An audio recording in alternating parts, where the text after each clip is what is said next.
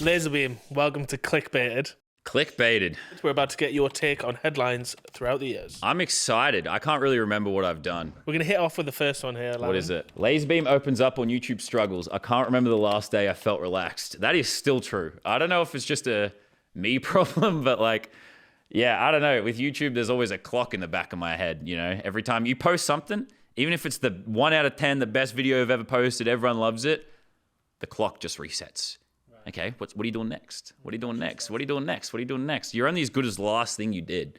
And if the last thing you did was 6 months ago, you might as well have done nothing.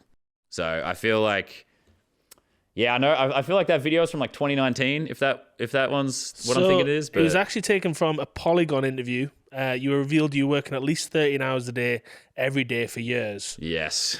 You know, you're traveling over here, you're doing lots of different stuff. I'm guessing that it's not, and also we've seen that in terms of your YouTube videos, they're going up like once a month at the moment. Yeah. But is it still taking a huge amount of your time every day? Well, I definitely don't work the insane way I used to. Like I know I always look sleep deprived and dead, but like I sleep these days. Like I feel like, no, like I'm still very busy, and I think, you know, you'll never switch off when you do something you love. Like you'll never be able to disconnect. Mm-hmm.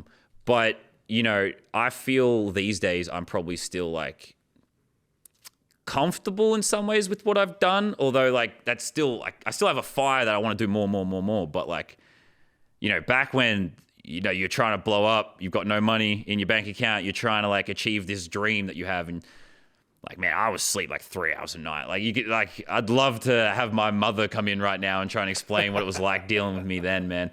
Did she understand it all? Initially, definitely not. Like, I think both my parents, they were more like just traditional Aussie parents.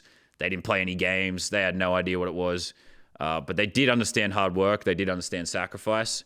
How old are you? 30, just turned 30. Right, 30. Yeah. So you got parents who kind of have probably a little bit of understanding of tech, but not really. Oh, they're illiterate when it comes to, like, they had, Mum played Donkey Kong on like the Super Nintendo. She was pretty good at that. We used to get her to like beat the like Pokemon like ice dungeons and stuff for us, because we couldn't figure out how like the movement worked and everything. But yeah, no, they were just like, my dad like surfed, played like footy and stuff like that. He didn't really understand gaming or anything. Like, I was the black sheep in my family in that regard. Right. Everyone else in my family was like popular and cool. But once they saw how like driven I was about it, because like, I know it's taboo to say YouTube's a hard job. All right. I'm like, of course, but you do have, if you're going to compete with the entire world to achieve something, you do have to work hard. Like it can be a battle. So it was like a couple hours of sleep a night, wake up. I edited all my own videos. I did all my own thumbnails. I did it all myself, and did that for like 6 or 7 years. And it was just, I was like a demon. Like I was just like, it was unhealthy. How much did that affect your mental health then? Because you have been quite open about having, you've mentioned it already. Yeah, I mentioned it before we even started. Yeah, no, I'm full of anxiety, man. I think. But what are you anxious about?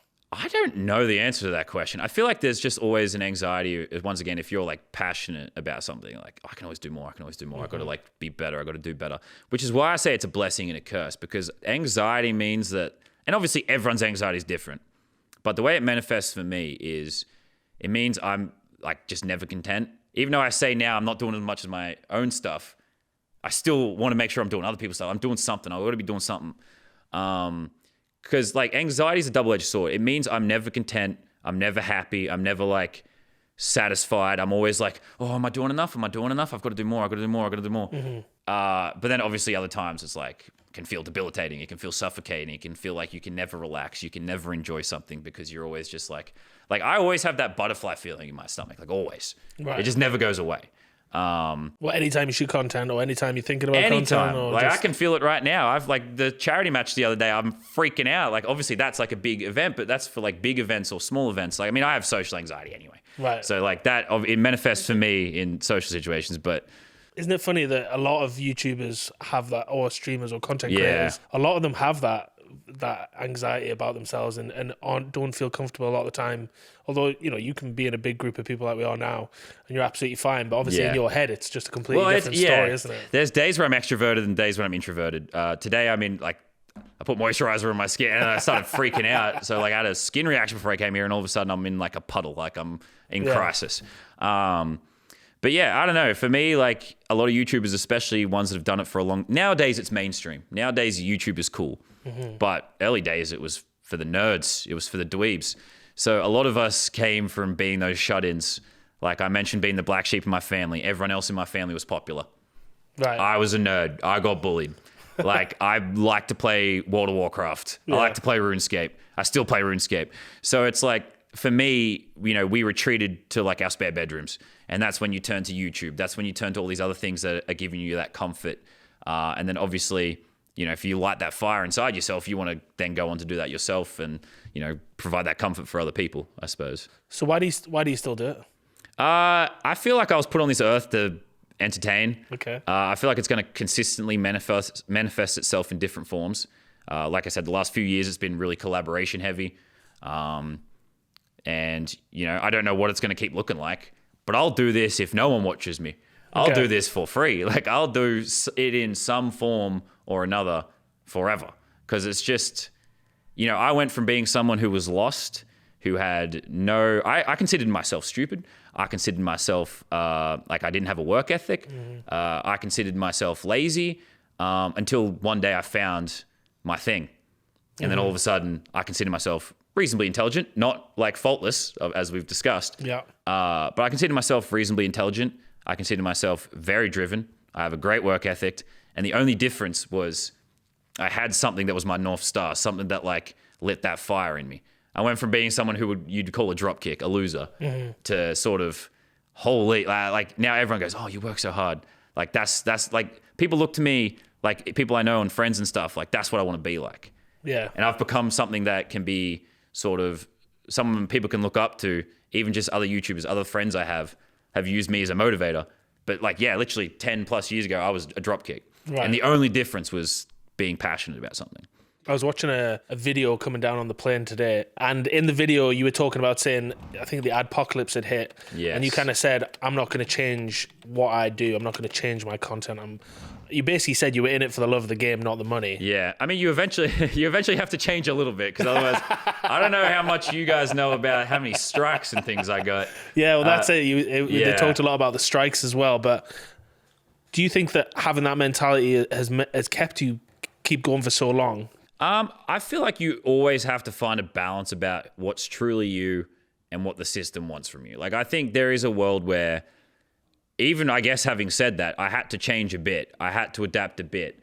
Like, even after I changed and stopped swearing as much, I used to be very edgy. I came from being like an Australian like construction worker from a country town. Yeah. I had a different sort of perspective of what was politically correct or okay, right, than a lot of people. So you got to learn, for one. But yeah, no, I had to change a little bit and grow a little bit and mature a little bit and sort of play the game a little bit. But I feel like you have to figure out what's actually important about who you are.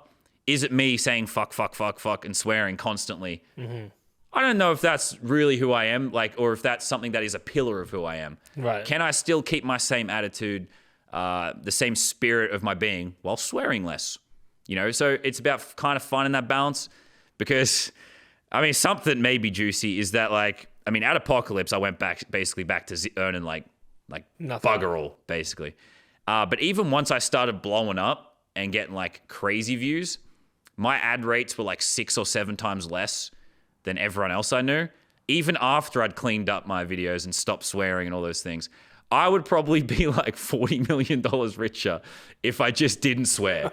If I just didn't swear or have any of those earlier videos, I'd have tens of millions of more dollars.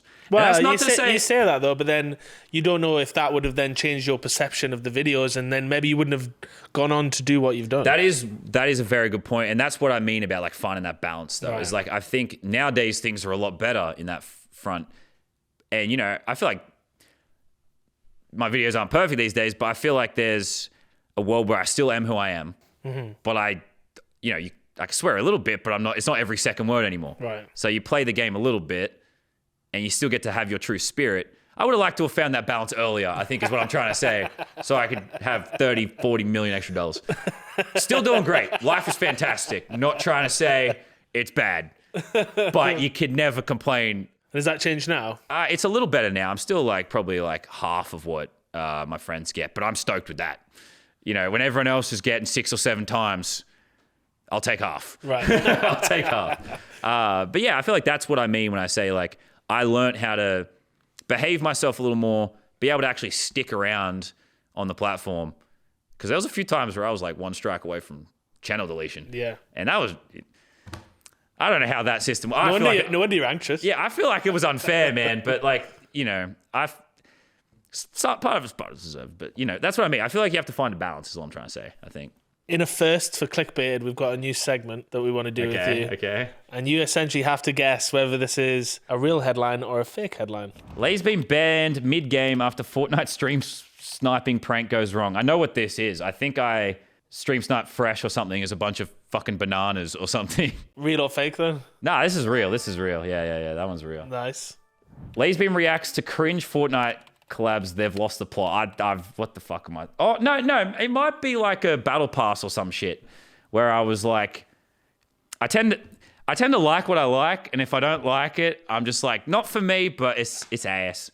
I'm just gonna say real. Just Oh, nah, because every time I guess it's like I would have been surprised you made like a headline out of that, but I do when I look at the Fortnite battle pass, I'll just go, this is shit, this is shit, this is shit. ChatGPT knows you better than yourself. Damn, it knows me. LazarBeam and Fresh reunite for Fortnite, but fans think it's not the same. I don't think we've reunited in Fortnite, have we? I'm gonna say fake then. Yeah, ChatGPT. LazarBeam's YouTube stream crashes amid Fortnite icon skin hype. I want to say that's real, probably. I think that happened, yeah. LazarBeam laughs off claims Fortnite is dying. It's just about to peak again. I've definitely said that a bunch of times. Even if I don't believe it, it's kind of more of a manifesting thing. I'm just going to say real, but why would it be a headline? Real? Loser Fruit said this. We're basically the same people. Man, I don't know why would this be a headline?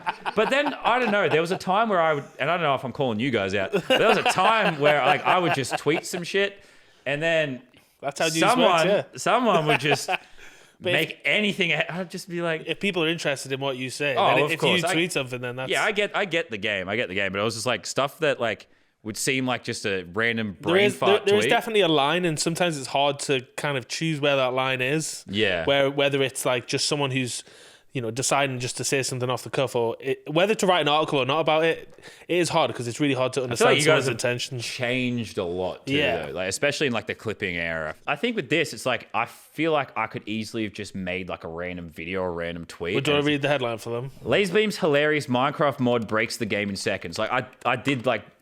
I feel like this could have been from the era where you just make a video and it becomes a headline. I'm gonna say real. I'm just gonna keep saying. Bro, I mean, this is actually so hard because all of these are things I've done, and I just like headlines are made about anything, so I just don't know. Okay, I'm terrible at this game. I love this segment. Fortnite streamer LazarBeam reveals he made over $1 million in a month. Damn, the money questions come up. They always do. Have I ever said this? Maybe. I'm just gonna say it's true. Damn it! Oh, it is. No, sorry. I don't know. That is real.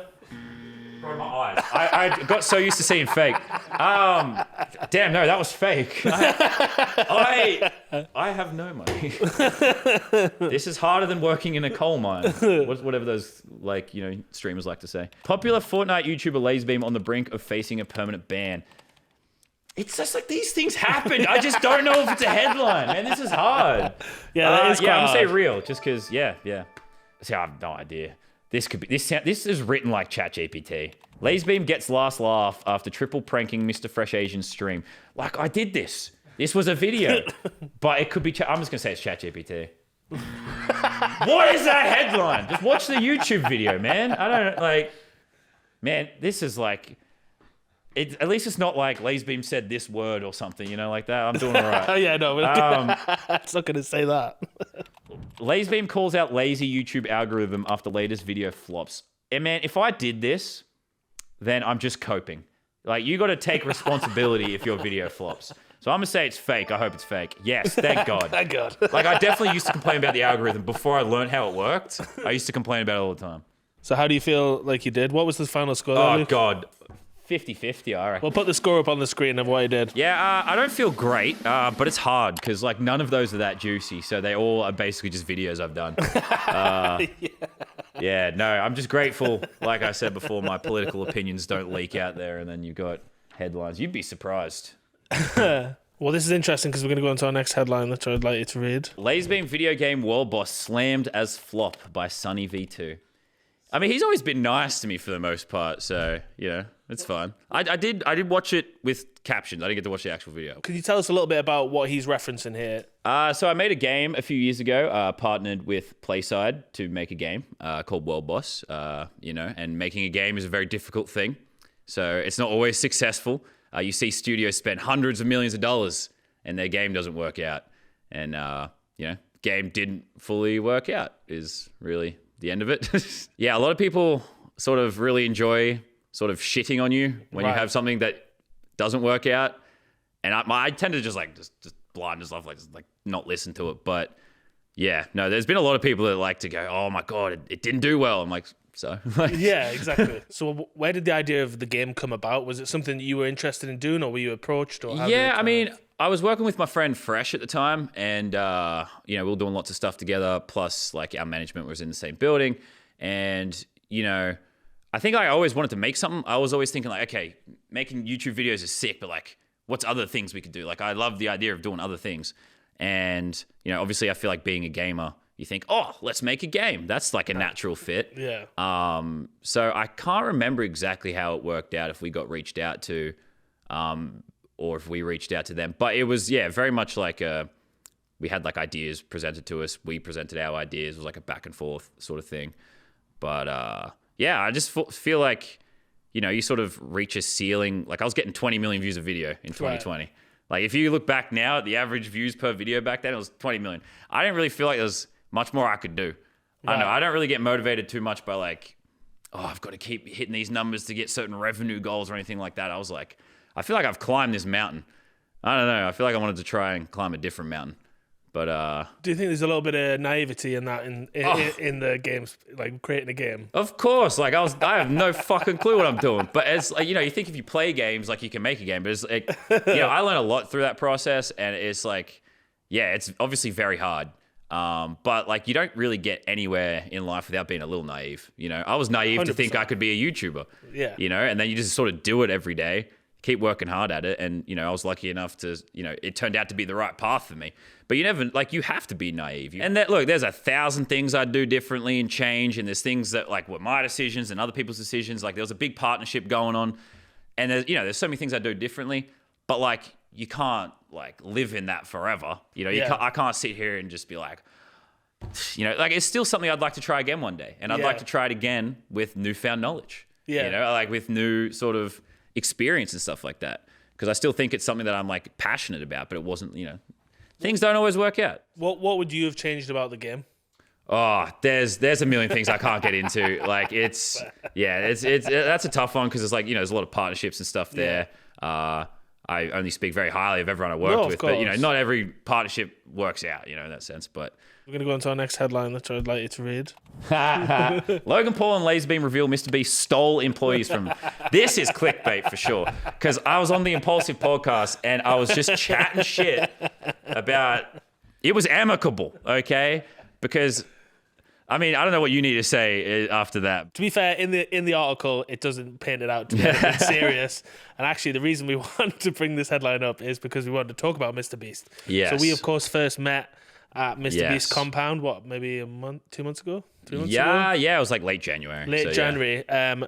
You were trapped at the time inside a circle, so you had no choice but to talk to me when I came over. Yes, that I was trapped. I was trapped. You couldn't say Otherwise, I would have ignored you and walked away, and we wouldn't be here right now. You couldn't say that's crazy.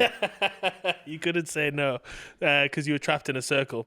You've been in, I believe, 9 MrBeast videos. Is that correct? I haven't counted. But... Right. Okay. Well, according to MrBeast Wikipedia, so I really want to talk a lot about you and Jimmy and working with Jimmy because you've become a very key figure as part of that MrBeast team. When did that start, and I guess how did you infiltrate into Jimmy's world? Well, I mean, it goes back to, I think for me, like I love making videos and I love to sort of test my skills and learn new things. And And I first spoke to him in like 2018. I think we're kind of like both blown up relatively similar times. Like I'd been around a little bit prior with like, 700K subs, something like that. But like that big blow up that I went through, he was kind of going through at the same time. And he was obviously very switched on to like who's, blowing up and stuff like that. So I think in 2018, we started like casually talking and stuff like that. We used to sort of be in like Discords and stuff. He'd share a lot of insights to me.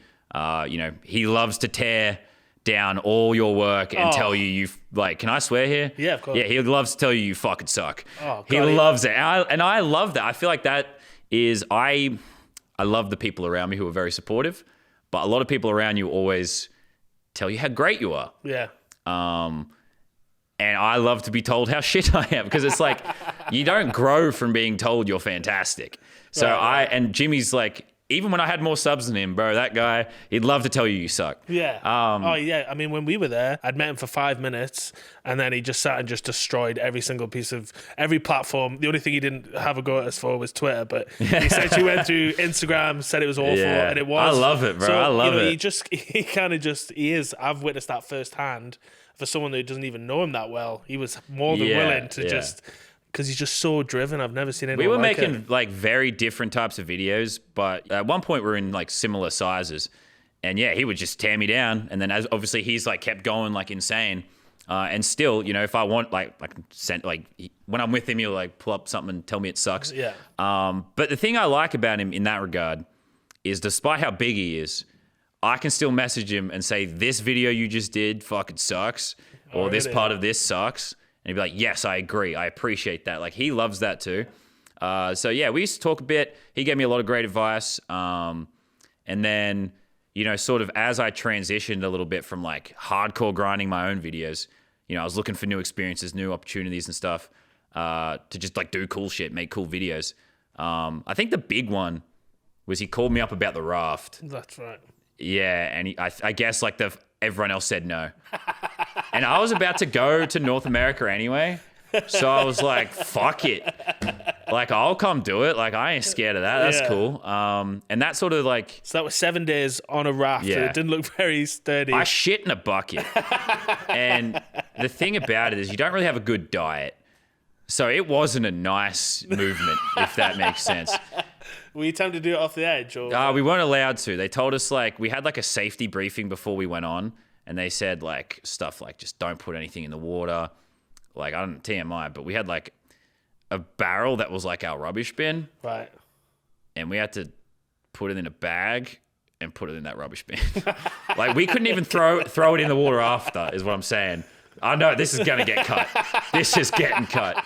But that's this is going first. But that's where it's like, so we had to live with that. And by like the 6th or 7th day, it had gotten so hot, it like rained, it had gotten hot. Yeah. So like the collection of rubbish in this barrel. Oh boy. So I think that was the one that sort of started the, prior to that, I was doing so much of my own stuff. I had no time to go like collab with him or do anything really. That sort of started the new wave of, once or twice a year, I'll be like, hell yeah, let's go do some new experience. Jimmy needs someone for a video or something. And I'm one of those people that are like just down to say yes, I suppose. Because there's so many cool experiences I've had filming his videos that I would never have playing Fortnite in a bedroom. Right. So that's why I like doing it. Like, so there's a bunch of people online, obviously there's always conspiracy theories, it wasn't real, blah, blah, blah. Yeah, I mean, every night we stayed on a super yacht, and I mean, man, there's so much I could say about that. It obviously was not fucking fake, but like, I think it's one of those things. It's not really my story to like sit there and fight on, right. But I lived on that thing every single night. Okay, every single night. It was the most miserable experience of my life. But your favorite? 100% my favorite, because I proved to myself I could do something that like sucked so bad. Like, it was so bad. Like, I lived on like a Feastables bar and the old Feastables. So it was way worse. And like half a protein bar for like the final 4 days, because the rainstorm destroyed our ability to make a fire. So we couldn't have any of the food that we had. So it was eat the prepackaged I ate chocolate for 4 days. And that's why I mentioned the bucket. Yeah, that's like the bucket, the stuff that was coming out of me.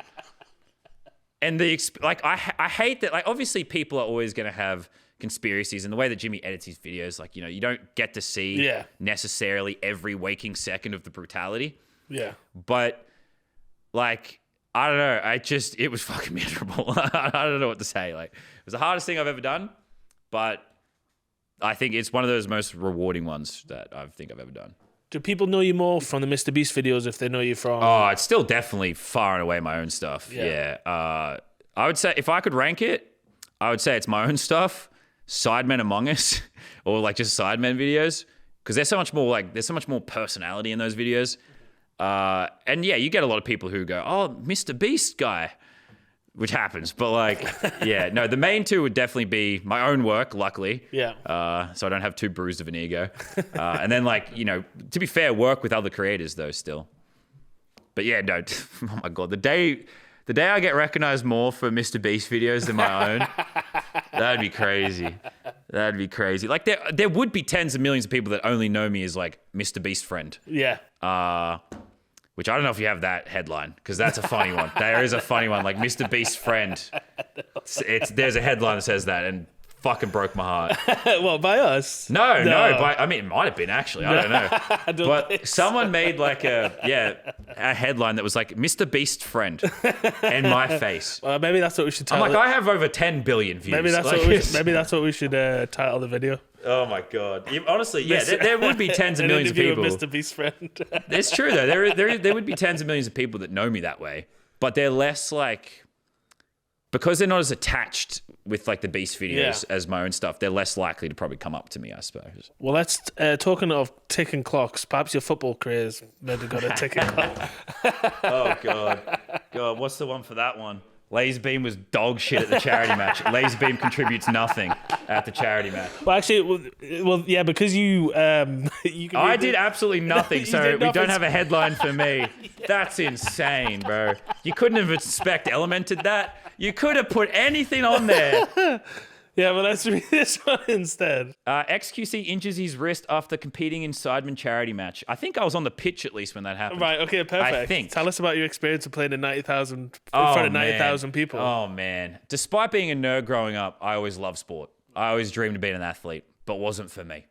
Right? I don't know if anyone here saw me run on that pitch. But I did watch a video of you practicing before with some Aussies. And you were trying to hit. Was this like Loser Fruit's video or something? Yeah. Look, I tend to describe myself, I run like an injured penguin. My brother was an athlete. He played professional baseball. It just skipped it. It didn't happen for me. Right. But I love sport. I love sort of playing sports, video games, all those things. So to live that dream, even for a day, and now this is my third charity match, living that, oh man, it is one of those experiences that just like, even thinking about it now, I got chills. Yeah. You know, obviously there's a bigger picture there. It's the amount of, they raise like $4.5 million or £4.5 million for charity. Insane. To be a small part of that, awesome. But selfishly on like that individual level of like, whoa, like this is like, I'm walking on the pitch right now. There's people here, you know, not for me, but like, well, I'm sure some might be for you. I mean, I heard the crowd when my name gets announced, they went feral. It was awesome. Like, you know, there's a good chunk of that 90,000 like of fans of mine and stuff, and it's for them just when we walked around the pitch and like everyone's like screaming for me, like to live that even for that brief moment is, oh man, like it honestly makes you want to cry when you're sitting there, especially Wembley, right? Like, I'm not like the biggest football fan in the world, but I've played a lot of FIFA and things like that. So I know like there's like so much significance with that stadium and what it means. And I can put that to like the MCG in Australia and like what that means to people where I live. And just like, I could feel how special that was. Like London Stadium a few years ago was awesome. It's a funny stadium, the London one though, because it's so wide and open. It doesn't really have that kind of on top you feel, whereas Wembley, it feels a lot taller. Man, it's just one of those things where I don't give a shit that I'm rubbish. I don't give a shit that I'm awful, unathletic. I get 1,000 tweets calling me like awful at football. I remember when one of the last ones I left, I went to the airport and one of the check-in people was like, "Sorry, bro, can't check you in." I'm like, "What's going on?" It's like, "You're too shit at football." I just can't. I can't do it. I refuse. And I'm like, obviously I love the banter, right? Yeah. But it'd be easy to sit there and be like, and I do a little bit of it where I'm like, oh, I wish I was better. I wish I could make more of that, like from an actual sporting perspective. But man, being a part of that it makes me want to cry, man. It was a pretty close match as well. When we spoke to Vicstar in this very room a week ago, he said he predicted 8-8 and then penalties, ended up being 9-9. I don't believe you took a penalty though. No, I put my hand up kind of sheepishly. I was like, I can do it if you want me to. I don't know. I would have crumbled, man. No, I did take a penalty, didn't score. Still in 3 matches, have not taken a single touch in the box. Okay. What position were you playing though? They usually put me like right back and stuff. Oh, well, there you go. You're not but expected to be there. I fully abandoned my position. Like from my FIFA knowledge, I know roughly where I'm meant to stand. Right. I fully abandoned the position. I was sitting in the top of the box like the whole time. Just no one passed to me. Miraculously, no one passed to the Australian that does not know how to play. So wasn't my day in that regard. But yeah, no, game was insane. Insane to watch. Was there anyone that surprised you? I don't think so. I feel like most people there had already played. So you sort of know who's good, who's bad. I was surprised my fellow Australian Lachlan scored, even if it was technically an own goal. It went off XQC's head. It bounced off the post. Oh, that's right. Hit off the post. It hit his arm, then off his head. But I'm saying I love the idea of giving him shit and just saying, sorry, bro, you didn't score. It's an own goal. And I did do that because it makes me feel a bit shit that the other Australian scored. But he scored. So I honestly did not think he was going to do that. So I feel like I got surprised by that.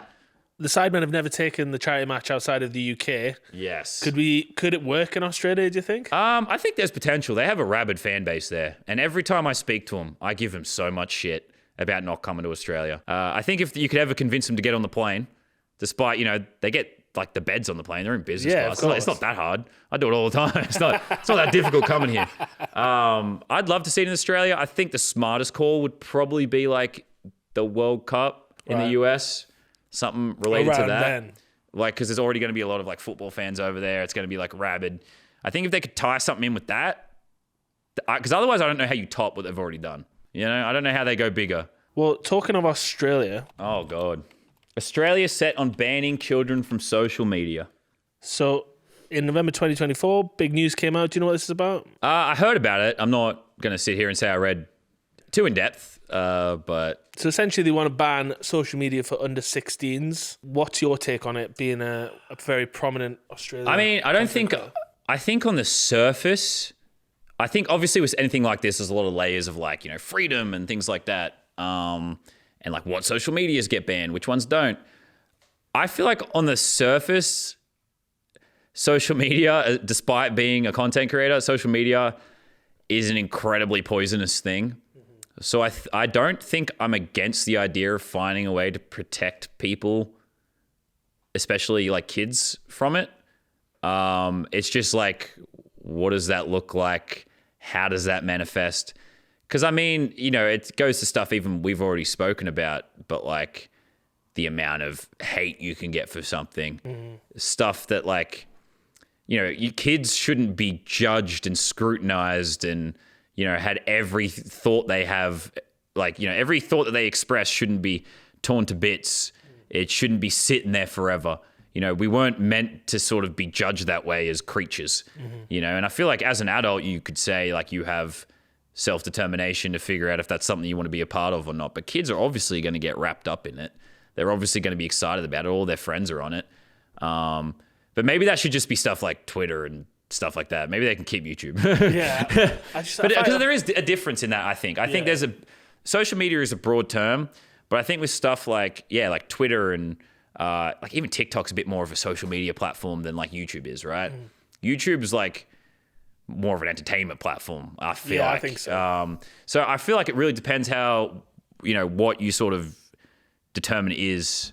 But I don't know, but I think they were asking us, everyone has to put their IDs in now or something.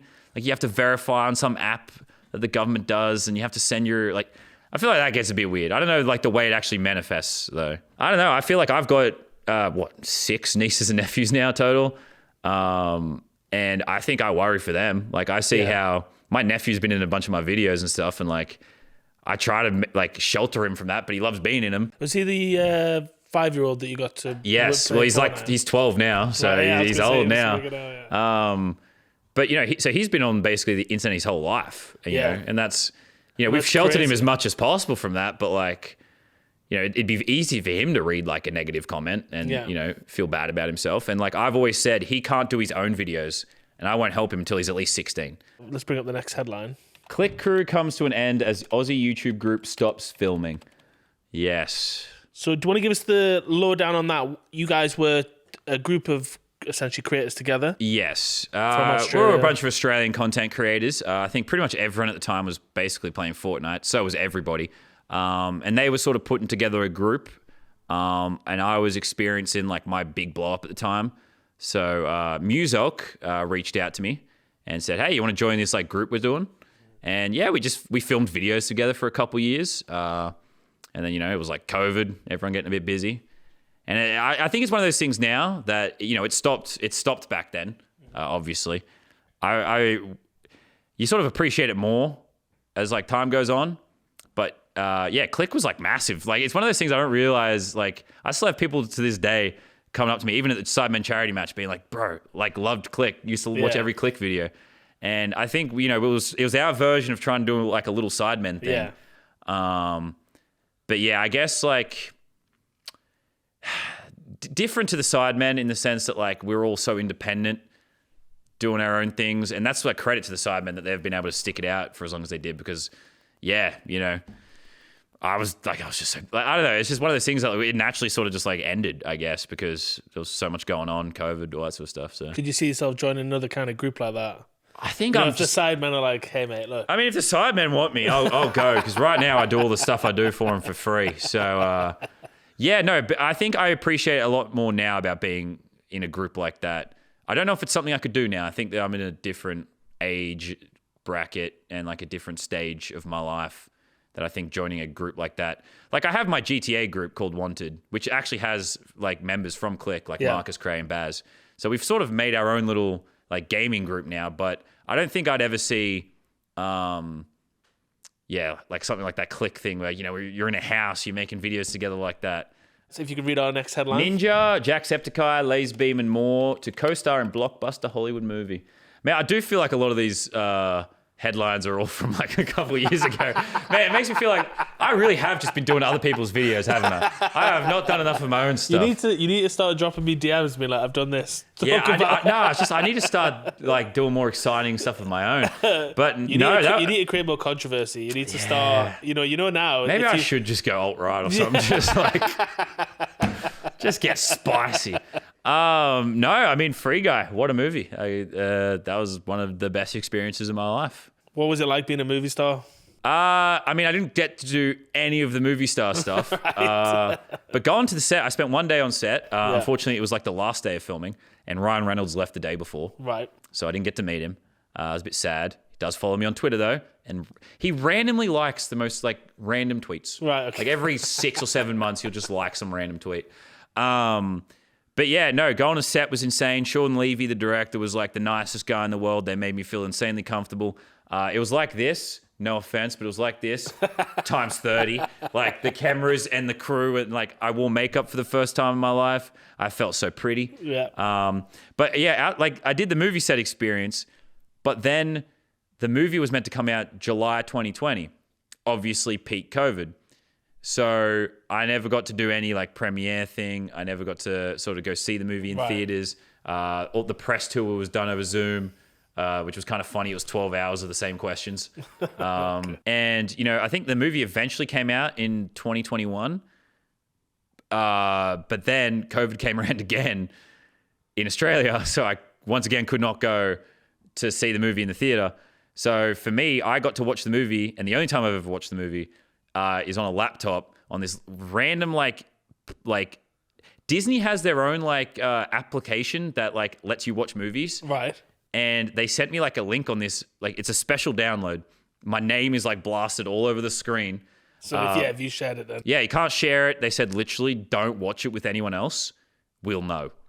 And I was like, what does that mean? So I like I don't know if I should say this, but I taped over the webcam and I watched it with my fiance. Sue me, Disney. It's been years.